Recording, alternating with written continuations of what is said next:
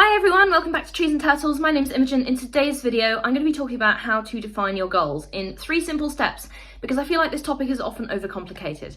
Alright, so before we get started, make sure to subscribe, follow me on Instagram, give this video a thumbs up, and yeah, let's go. Okay, so I often talk about goals on this channel. Let me try that again. I talk a lot about goals on this channel very often, and that is because this is a productivity channel. So far, so good. But when it comes to actually defining what you want your goals to be, this is a very individual process. And again, like I said at the start of the video, something that I feel is often overcomplicated. So my mission in this video is to make choosing and defining your goals as simple as possible. Okay, so when I say define your goals, what do I mean?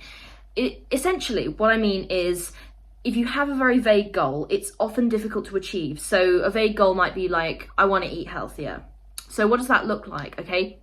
When you define a goal, you want to make it very specific, okay? So you, instead of saying, I want to eat healthier, you'd be like, I want to eat X amount of vegetables, I want to eat X amount of fruit, I want to have a balanced diet in these specific ways, these are the recipes I'm going to use to achieve it, this is the time frame in which I want to learn these recipes, and these are the habits that I want to build specifically, okay? So that's the difference between having a vague goal and a defined goal. So let's talk about how to actually define your goals in 3 steps.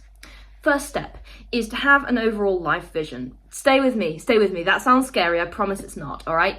So when I'm talking about an overall life vision, I'm talking about a sort of ambitious, large, maybe somewhat vague at this stage, but don't worry, we'll narrow it down, kind of view of what you want your life to be like, okay? So imagine like your older self, you're looking back on your life and you're thinking, oh, I did this and I did that, but what was the sort of overall purpose? What was the cohesive, like, yeah, what was the main sort of goal that I had in my life, or what did I achieve in my life? What is the legacy that I will leave? Okay, so looking at it from that kind of perspective, you can bring that into your present reality, as it were, and think about what the legacy that you want to leave is, and then work towards that. Okay, so what's your overall life vision? Okay, do you want to be what do you want to be known for? Okay, so for me, an example is that I want to be known, I'm very interested in the environmental sector, and I did a lot of work on that in my degree, and I'm interested in making a career in that. Okay, so I want to be known for as someone who worked to improve the environment, protect the environment. Another thing that I want to be known for is I want to be known for helping people through my content. So whether that's productivity, mental health, if you liked any of my vlogs, very happy about that. Okay, so those 2 things are things that are really important in my life at the moment. So those are 2 things that I would like to be remembered for.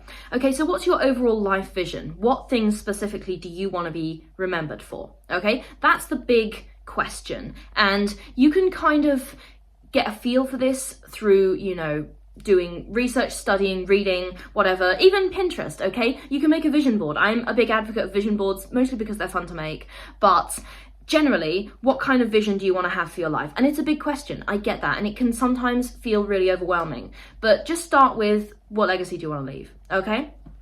So that is step 1. Step 2 is to understand that everything should contribute, okay?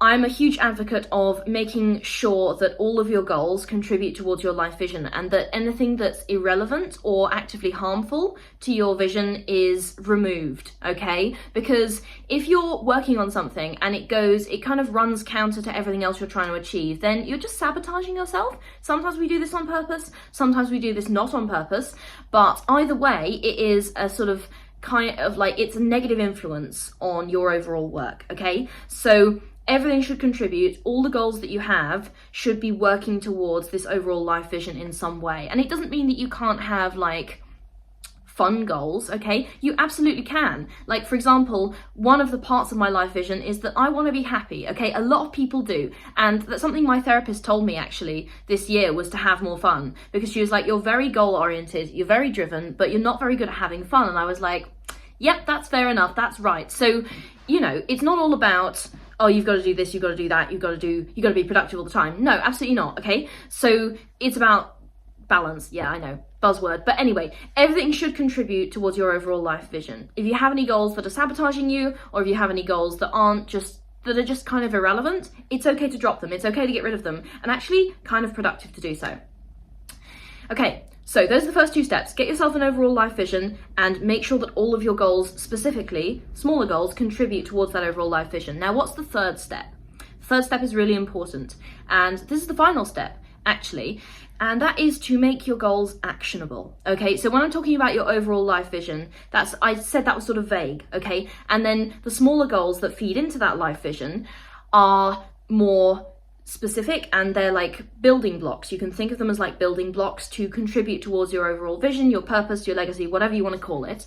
Okay, everything should contribute, but now we have to make them actionable, because if you've got a sort of generally cohesive but also kind of vague vision, you have to make it actionable. You have to bring in steps that you can sort of concretely work towards in order to like feed into that overall vision and make it happen. Okay, so your smaller goals need to be actionable. They need to have steps, and actionable goals can look like, I'm a huge fan of putting numbers in goals, okay? So I had a goal this year to learn like 10 new basic recipes that I can cook that are tasty and healthy, and that I can like cook when I have people over, okay? So that was kind of a hospitality related goal, and it was a healthy eating related goal, and it was just a skill based goal, okay? So I had 10 new recipes, and then I looked online and I found specific recipes that I wanted to make. I made an ingredients list, I made a shopping list, okay? So those things were particularly actionable, and then I scheduled like a cooking day to like learn these recipes,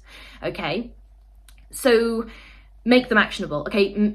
Get specific. Put details into your goals. When are you going to do them? How long is it going to take? What specific things do you need to achieve these goals, okay? And is there a deadline? Is there a self-imposed deadline? Is there an external deadline? So make them as actionable as possible. I think goals can be overcomplicated, like I said at the start of the video, but if you follow this 3-step process, get your overall life vision. Let me try that again. Get your overall life vision, make sure that every goal contributes, and make sure that every goal is actionable, then you are well on the way to being productive and to achieving the overall purpose that you've set for yourself. So it literally doesn't need to be overcomplicated. I say this as a massive overthinker, okay? It's easy to define your goals, and it shouldn't be intimidating, and it shouldn't be something that you're like, oh, this is scary. It's not scary, I promise, it is not. That's all for this video. Thank you guys so much for watching. If you're not already subscribed, please make sure to do that. Give this video a thumbs up. Follow me on Instagram. I will see you in the next video. I need a new tripod.